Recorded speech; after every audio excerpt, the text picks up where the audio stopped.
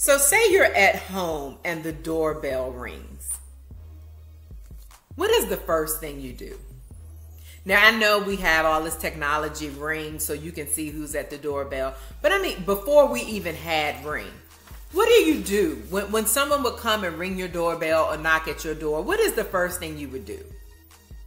You would probably run to a window and evaluate the scene outside. You're discreetly looking through the blinds or a peephole to see who it is before you even open your mouth and say anything.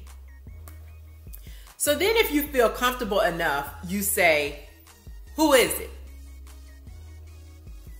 And you may even have a little bass in your voice because you're in protection mode now. You see somebody knocking at your door. You're not sure of who they is. You're just seeing them for the first time.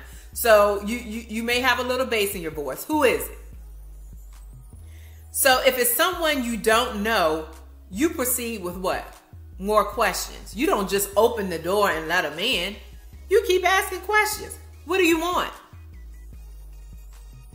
You are grilling them because you are not just going to open the door and let a stranger in your home. No matter how nice they look, no matter how nice they sound, you're not just going to open the door to just any random person. See where we're going with this. The same way we respond to a stranger knocking at our door is the same way we should respond when it comes to relationships. Your heart is the door.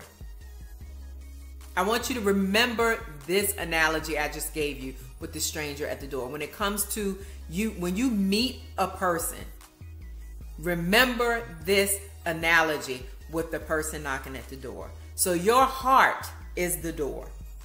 And you are responsible for protecting and guarding your heart from people who could potentially bring harm into your life. Just because someone is knocking, that does not mean you have to let them in. Remember that. Just because you meet a person and they're nice and they're kind, that doesn't mean you have to let them in. You can still be cordial, you can still have conversation, but that does not mean you have to let them in.